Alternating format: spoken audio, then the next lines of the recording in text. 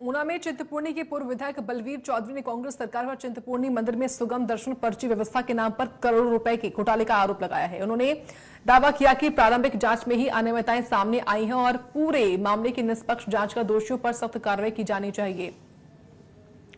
बलवीर चौधरी ने उस निष्पक्ष जांच की मांग उठाई है। खबर ऊना से बता रहे हैं आपको ये हम। नमस्कार। कांग्रेस सरकार ने छिन्नमस्ती का धाम चिंतपूर्णी मंदिर में सुगम दर्शन पर्ची शुरुआत की थी। हमने उस वक्त भी इस पर्ची का विरोध किया था कि ये कांग्रेस सरकार हिंदू आस्था से खिलवाड़ कर रही है। हमने कहा था कि इस प्रयत्न में, इस कोशिश में बहुत सारी खामियां हैं, बहुत सारी कमियां हैं। एक दिन ऐसा भी आएगा जब इसमें भ्रष्टाचार की बू आएगी। प्रदेश सरकार के कान पर जूं तक नहीं रहेंगी।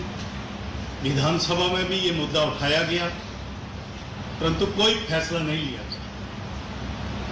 जब से यहां से हमारे जो जिलाधीश थे राघव शर्मा जी, वो गए, उसके बाद इस सुगम दर्शन पर्ची के अंतर्गत भ्रष्टाचार शुरू हो गया। और केवल मात्र कि जो वर्तमान तहसीलदार हैं, वहां पे टेंपल अफसर हैं, इन्होंने एक दिन की चेकिंग करी, 19 जून 2026 की। उस दिन शुक्रवार था और कोई उस दिन भारी रश नहीं रहता है, परंतु उसी दिन एक दिन की चेकिंग में 80 पर्चियां बोगस पाई गई, जिनका पैसा मंदिर ट्रस्ट में जमा नहीं हो पाया और जो सिस्टम वहां पर लगाया गया है उसमें भी कोई पैसा नहीं आया। एक ही फोन पर और एक ही IQ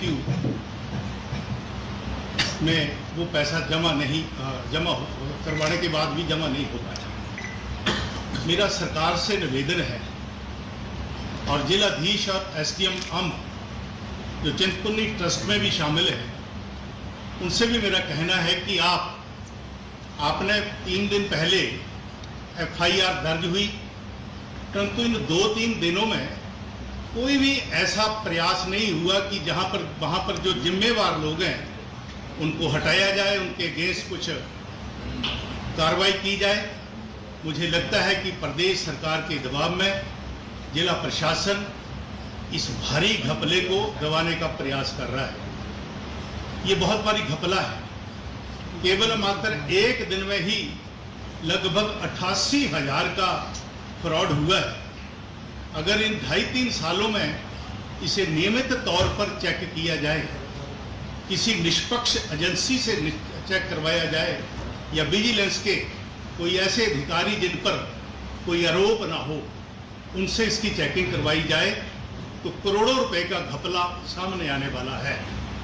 मैं प्रदेश सरकार से और जिला प्रशासन से ये भी कहता हूं कि अगर इसकी निष्पक्ष जांच नहीं हुई तो भारतीय जनता पार्टी और मैं विशेष करके मैं व्यक्तिगत तौर पर इस मुद्दे को लेकर के हाई कोर्ट में जाऊंगा। अतिशीघ्र इसकी जांच होनी चाहिए, किसी निष्पक्ष एजेंसी से करवाई जानी चाहिए।